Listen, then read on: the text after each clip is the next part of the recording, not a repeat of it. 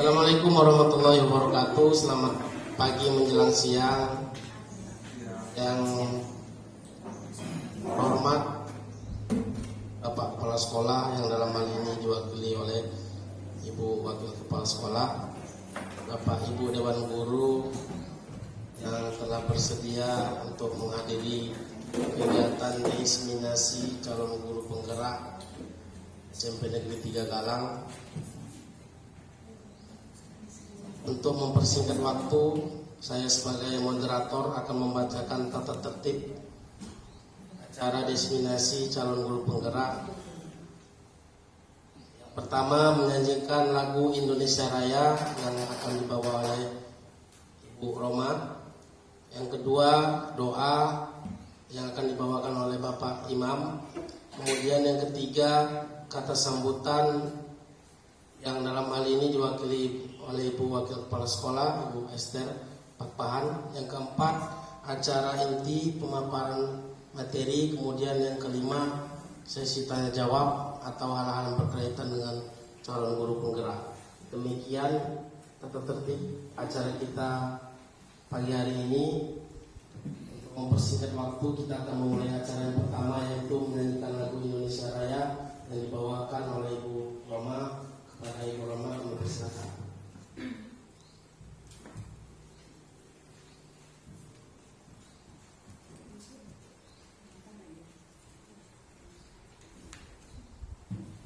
Kepada Bapak Ibu Guru, kami harapkan untuk berdiri.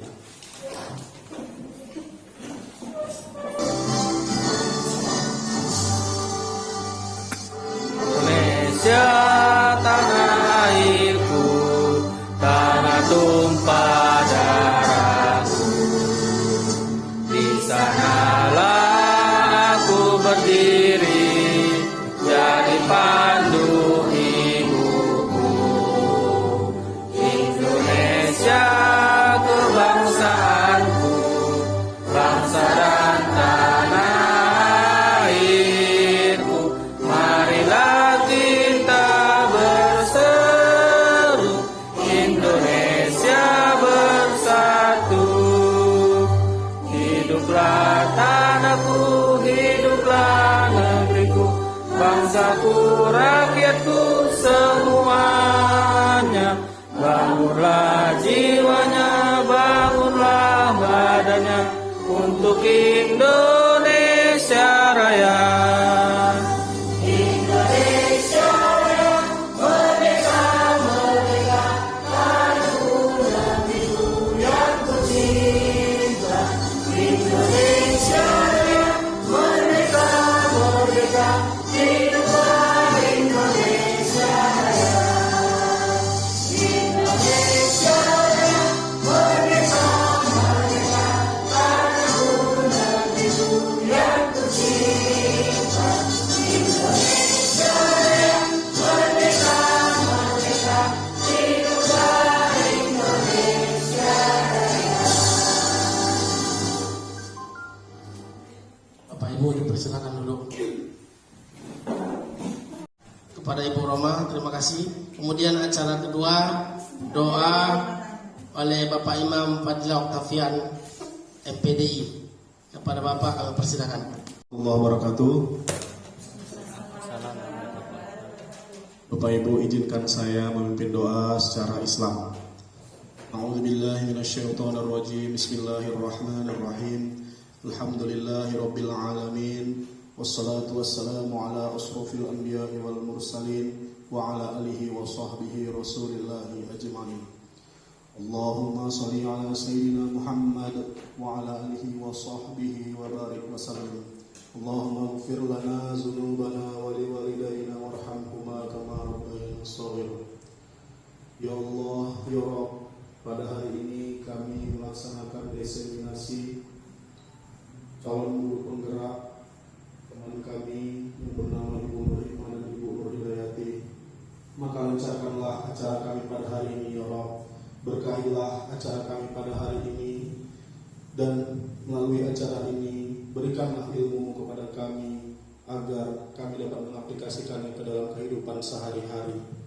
Ya Allah, Ya Ghafur, ampunkanlah segala dosa-dosa kami, dosa orang tua kami, dosa guru-guru kami, dosa para pemimpin kami, dan dosa seluruh umatmu yang ada di dunia ini.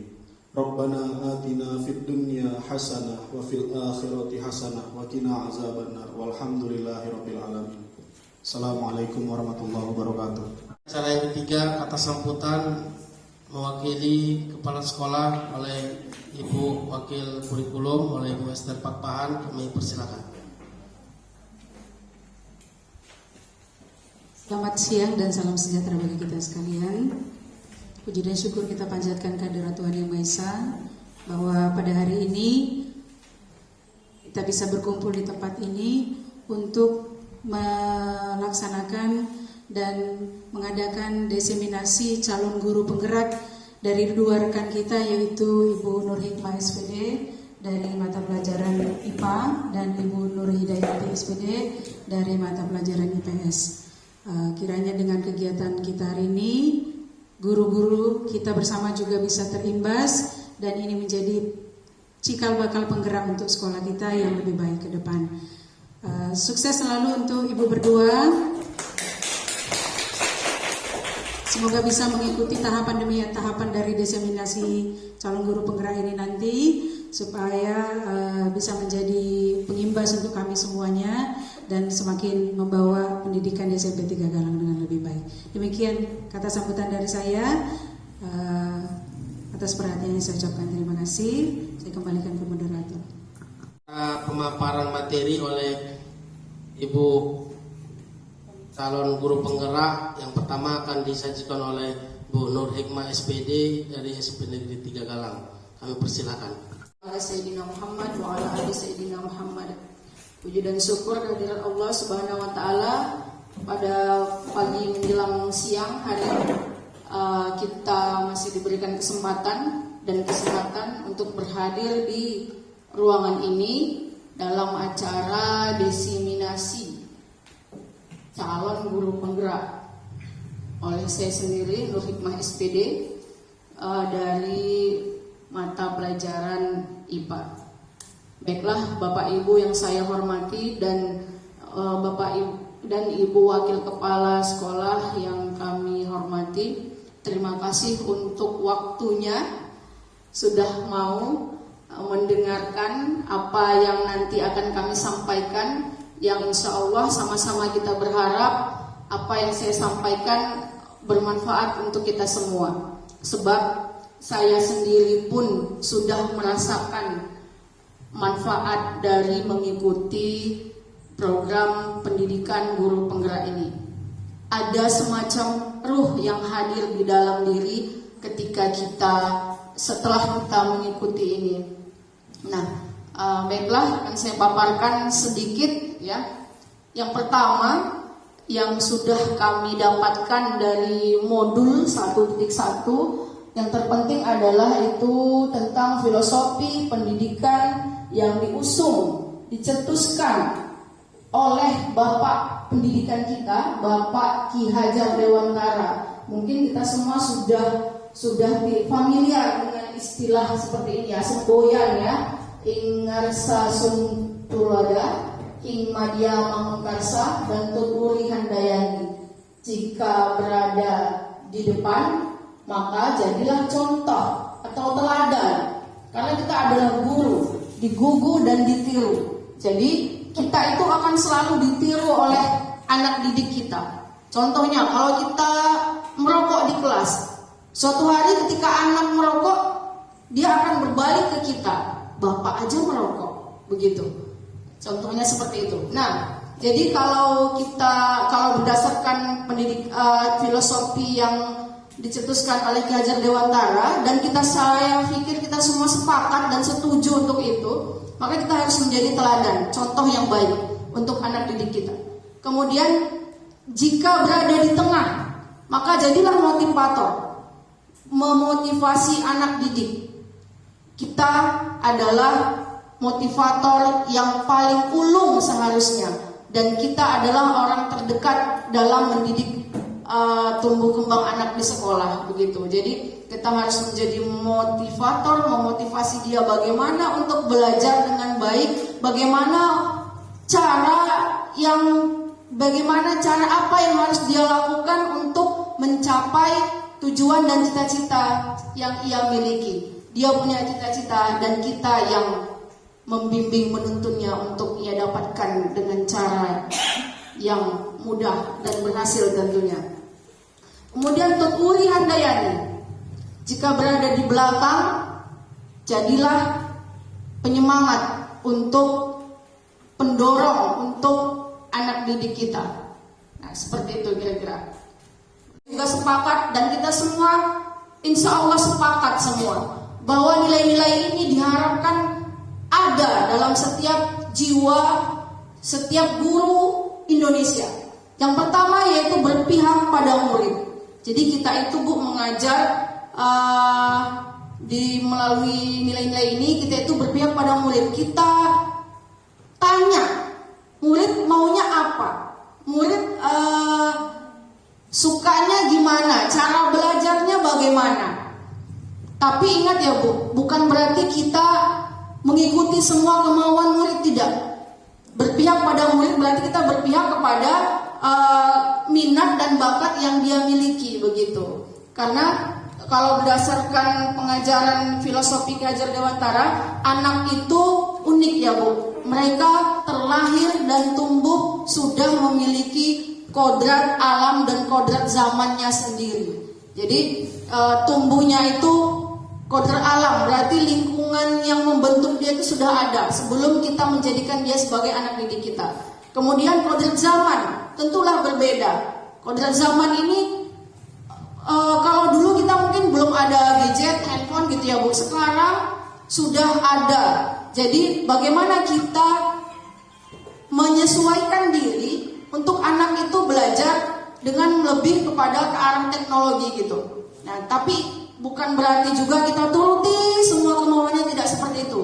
Kita pilah-pilah mana yang baik, mana yang benar. Karena kalau kita ikuti semua kemauan anak-anak, kita juga yang repot Bu.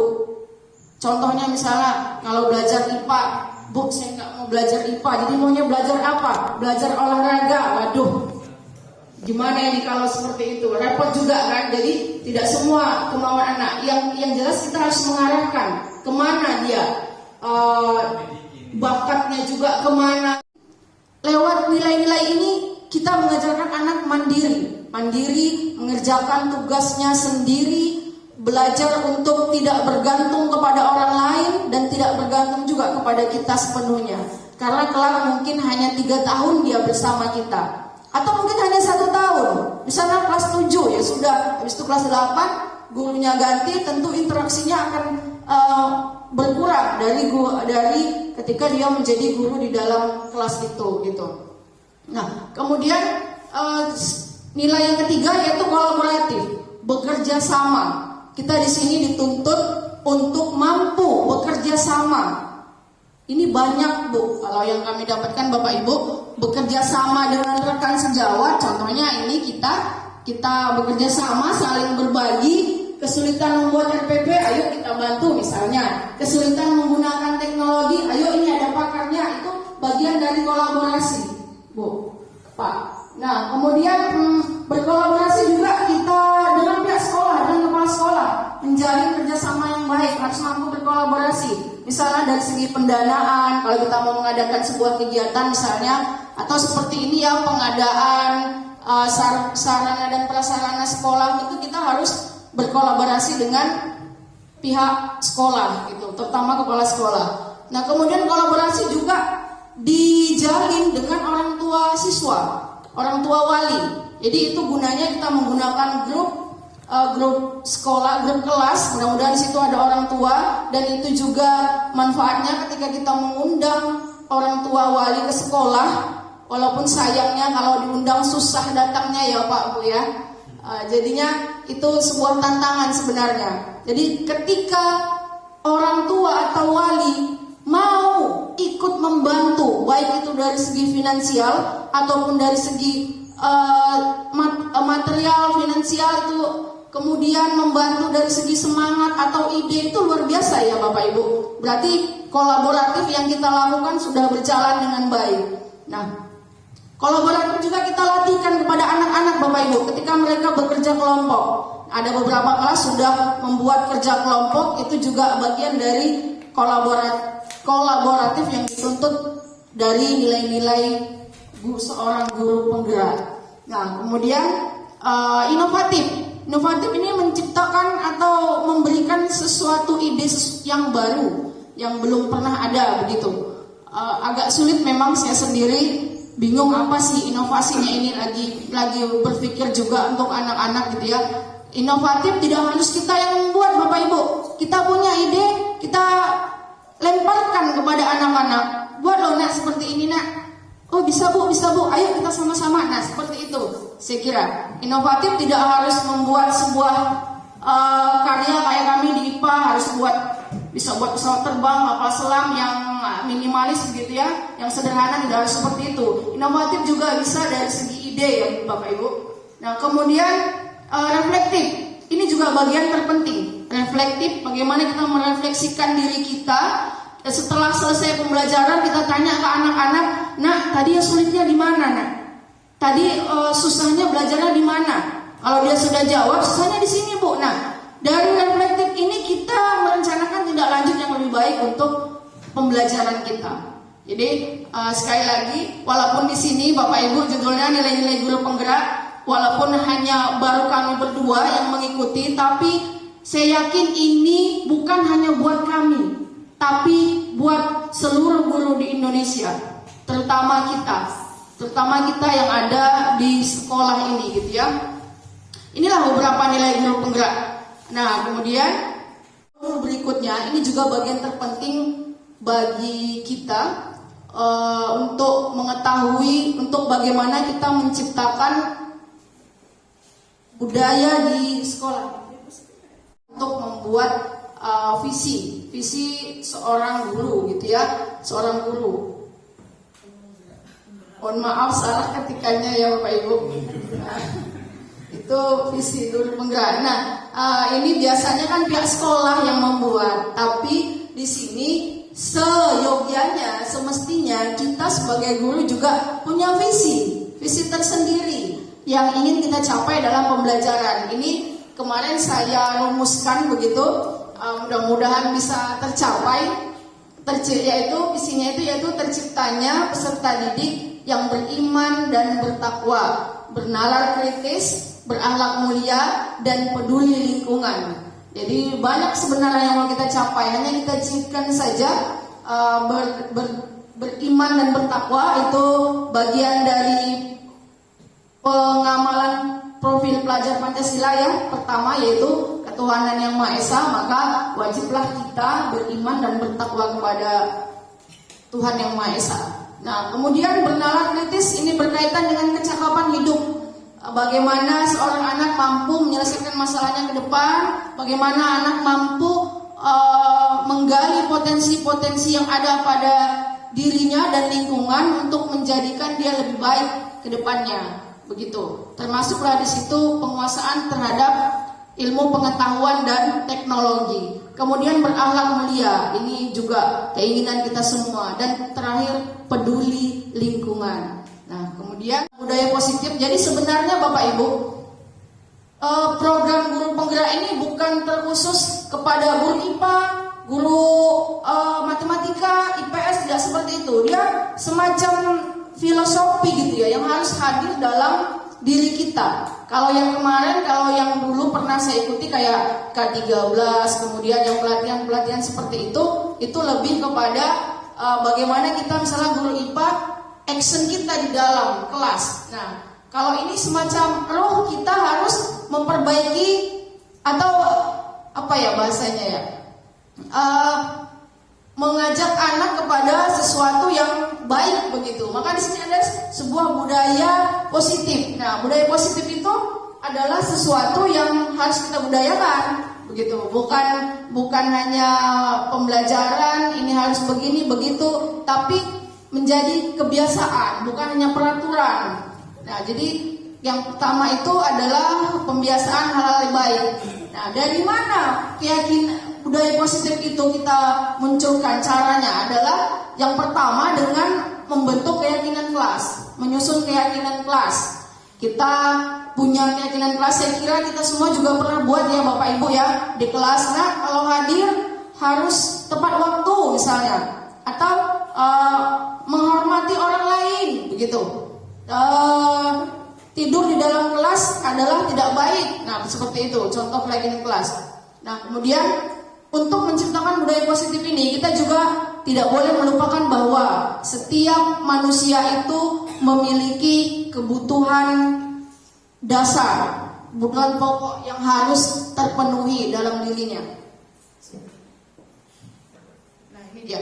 Nah, kebutuhan dasar manusia. Dari sini kita berangkat untuk membentuk budaya yang positif.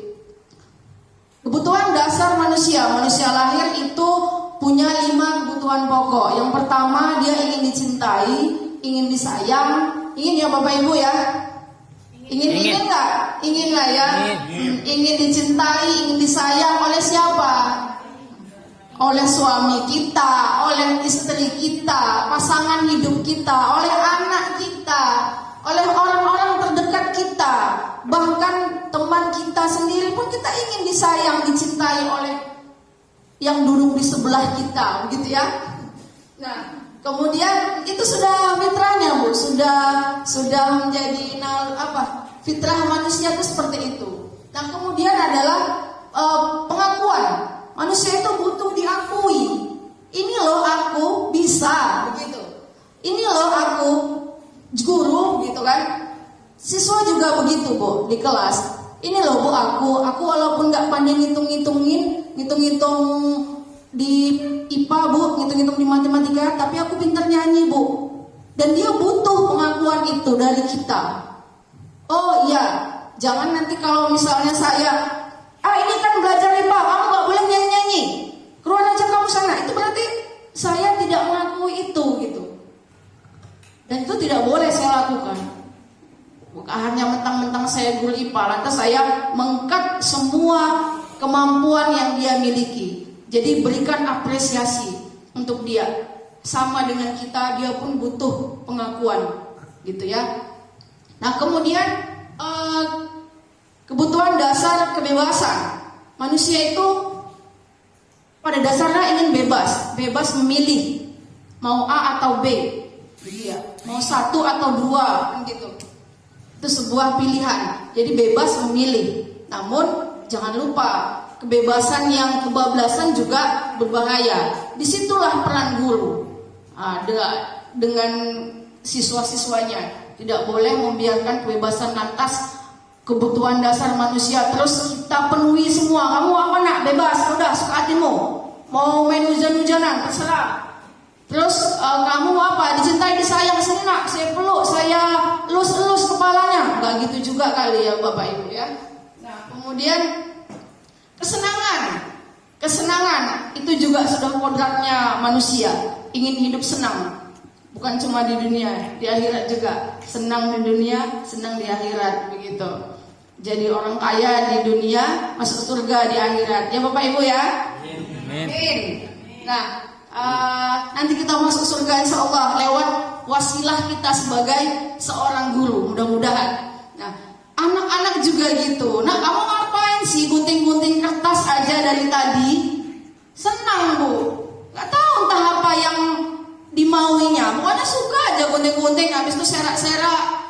Terus itu nanti gurunya marah. Senang kali aku kalau nengok ibu marah lah. Nah, itulah ternyata kesenangan dia. Begitulah. Kira-kira seperti itulah kesenangannya gitu ya. Tapi itu sekali lagi tidak perlu kita akomodir semuanya Bu. Cukup kita sadari dan kita ambil solusinya bagaimana. Nah, kemudian yang terakhir bertahan hidup. Ini juga bertahan hidup. Setiap orang harus bertahan hidup. Dari segi apanya? Dari segi rasa aman, dari segi ekonomi. Dia harus mampu bertahan hidup. Begitu. Anak-anak juga begitu. Tidak sedikit Bu anak kita yang terlambat ke sekolah, yang tidak mau lagi ke sekolah. Ternyata mereka sedang bertahan hidup di luar sana. Ketika ditanya, kamu kenapa gak sekolah? Saya bantu ibu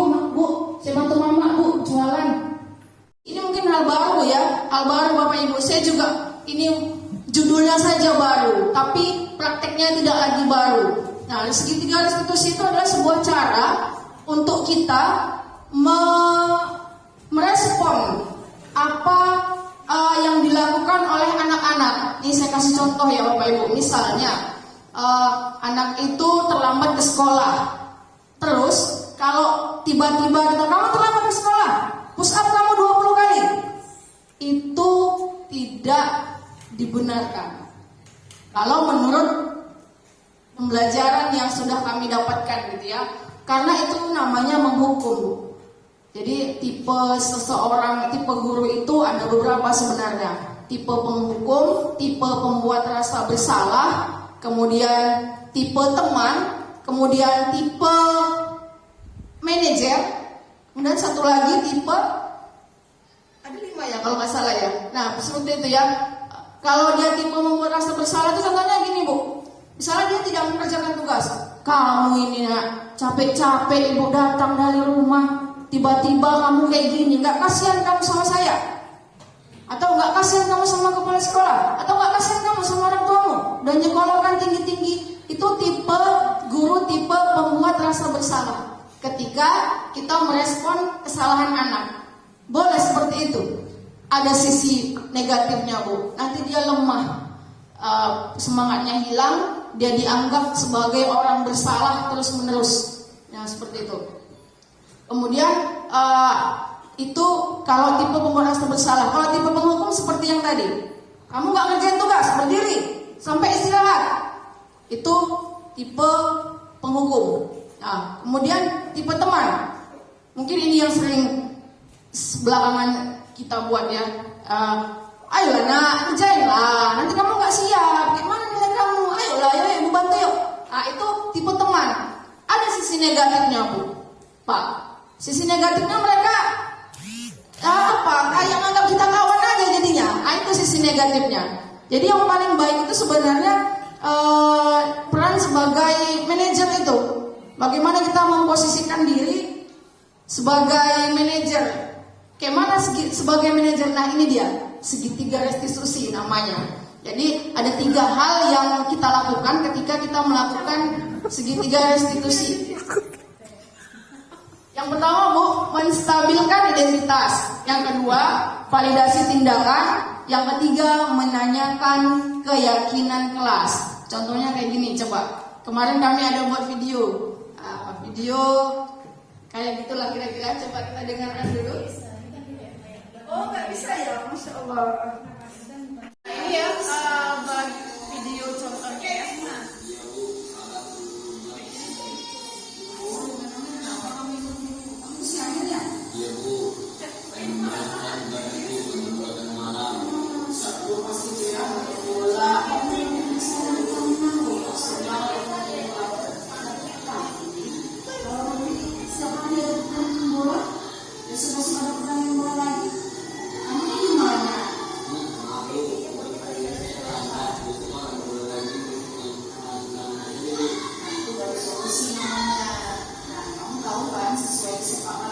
Keyakinan yang kita sepakati di sekolah ini termasuk di kelas kita. Nah, kita harus saling saudara, tahu nggak? Ya, harus. Jadi, besok berusaha mengerjakan cepat, lalu ya, kalau sekarang sudah masuk kelas, kita pada dulu belajar oke?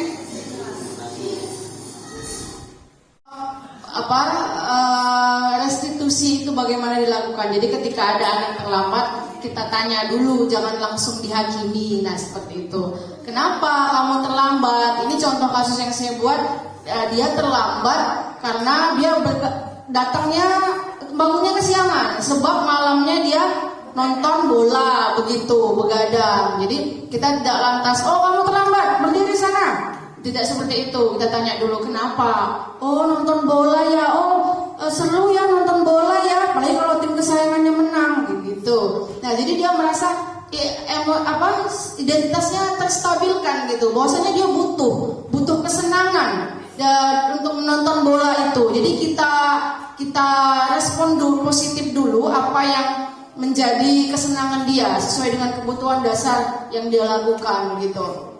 yang dia butuhkan gitu ya. Nah kemudian setelah itu baru kita kemudian memvalidasi tindakan yang salah. Jadi dia harus tahu kalau terlambat ke sekolah itu salah. Kalau hadir ke sekolah tidak tepat waktu, bahkan lewat waktu itu salah. Maka itu harus dibenerin, divalidasi. Nah, kemudian terakhir itu kembali kepada keyakinan kelas yang sudah disepakati, termasuk keyakinan sekolah hadir tepat waktu itu sudah kita sepakati bersama. Jadi balikkan dia ke situ. Makanya tadi kan ada bahasa, kamu tahu kan jam berapa kita harus hadir di sekolah? Tahu Bu? Nah seperti itu. Jam berapa? Jam segini Bu. Nah baru setelah itu terakhir kita buat semacam kesepakatan juga. Nah jadi solusi begitu ya. Jadi besok kamu kalau ada pertandingan bola tiap malam bagaimana solusinya? Ya udah Bu, saya nonton siaran ulangnya aja kan. Bagus bilang kan. Nah kalau begitu kamu besok harus hadir tepat waktu begitu. Selesai. Seperti itu kurang lebihnya Bapak Ibu. Nah diri kita dalam mengajar gitu ya Bu. Saya juga baru belajar, saya pun baru belajar dan terus terang memang ada semangat gitu ya, semangat baru. Oh kayak gini rupanya begitu. Tapi ya itu tadi perlunya kita berkolaborasi dengan rekan-rekan. Kalau saya yang kesulitan, saya tanya ke Bapak Ibu, atau ada masalah di kelas kayak gitulah. Bapak Ibu juga gitu. Kita bangun sebuah komunitas baru gitu ya. Kalau anak-anak belajar maka kita harus belajar. Demikian dari saya. Kalau ada pertanyaan boleh silahkan. Jangan susah-susah ya Bapak Ibu ya. Nanti kalau saya nggak bisa jawab, saya lemparkan balik ke Bapak Ibu atau ke teman saya. Silakan Bapak Ibu. Ya kepada Bapak Imam kami persilakan.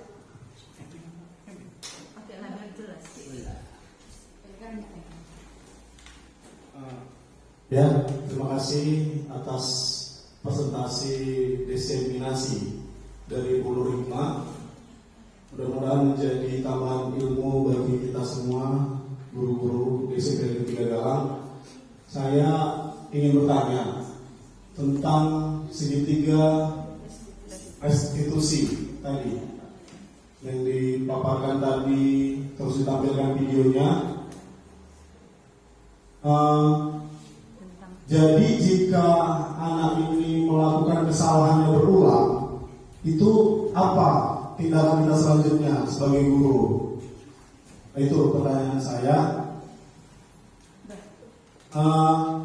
Dan ada nggak efek jerah gitu dari yang akan kita lakukan nanti kepada anak-anak kita ini? Seperti itu, Bu. Mungkin itu saja pertanyaan dari saya. Assalamualaikum warahmatullahi wabarakatuh. Ya, terima kasih kepada Pak Imam. Itu juga menjadi sebuah polemik ya, polemik bagi dalam diri saya sendiri ketika mempelajari tentang segitiga restitusi ini. Kalau misalnya kesalahannya berulang, bagaimana? Apakah kita harus terus maklum? Restitusi terus dari SD 6 tahun, SMP 3 tahun sampai SMA 3 tahun, restitusi terus tidak berubah begitu. Nah. Kalau dalam hal ini kalau seandainya kesalahannya berulang, maka kita harus punya catatan-catatan begitu, turun dari posisi manajer ke posisi pemantau. Pemantau ini dia harus punya catatan-catatan. Ini anak sudah berapa kali terlambatnya, sudah parah atau belum, terlambatnya berapa menit atau setengah jam, atau alasan yang dibuatnya masuk akal atau tidak, ya, seperti itu. Jadi begitulah ya. Kami juga ketika saya bertanya harus terus dilakukan restitusi gitu. Memang harus seperti itu terus gitu. Cuma nanti kalau sudah parah mungkin akan ada konsekuensi tertentu karena dia sudah melanggar keyakinan kelas, keyakinan sekolah juga. Nah, begitulah kira-kira. Terima kasih.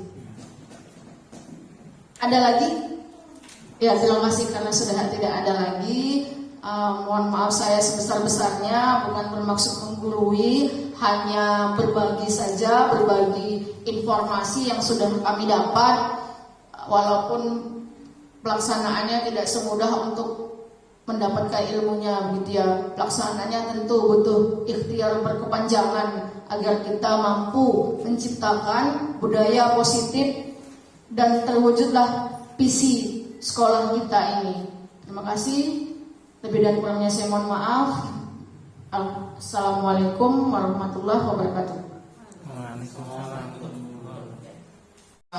Ibu Nur Hikmah dan Ibu Nur Hidayati, mudah-mudahan diseminasi calon guru penggerak ini memberikan sedikit, kalaupun tidak bagi kita, sedikit pun jadi untuk memberikan perubahan. Karena kupu-kupu pun dari kedondong dulu dia baru jadi kupu-kupu. Mungkin demikian, saya mohon maaf apabila acara diseminasi calon guru penggerak ini ada kekurangan, khususnya saya pribadi. Billahi taufik wal hidayah. Assalamualaikum warahmatullahi wabarakatuh. Kamu si capek ya lari-lari dari sana, aku sampai keringatan gitu. Iya Bu, soalnya buru-buru berangkat ke sini. Buru-buru, memangnya kenapa kamu buru-buru? Kamu kesiangan ya? Iya Bu, tadi malam saya begadang Bu, nonton bola tengah malam. Seru pasti itu ya nonton bola. Apalagi kalau tim kesayangan kita menang loh, seru banget itu melihat bola. Nah, tapi kalau nanti setiap hari ada pertandingan bola, besok-besok ada pertandingan bola lagi, kamu gimana? Maaf Bu, untuk hari ini saya terlambat. Besok kalau ada bola lagi, biar saya tonton siaran ulangan aja deh Bu. Nah, itu baru solusi namanya. Nah, kamu tahu kan sesuai kesepakatan keyakinan yang kita sepakati di sekolah ini, termasuk di kelas kita. Nah, kita harus hadir jam berapa? Tahu nggak? Tahu jam 7.15 paling lama. Iya, bagus. Nah, jadi besok berusahalah untuk datang tepat waktu. Ya, bagus. Sekarang kamu silahkan masuk kelas, minta izin pada gurumu, belajar dengan baik, oke? Baik Bu, terima kasih. Iya.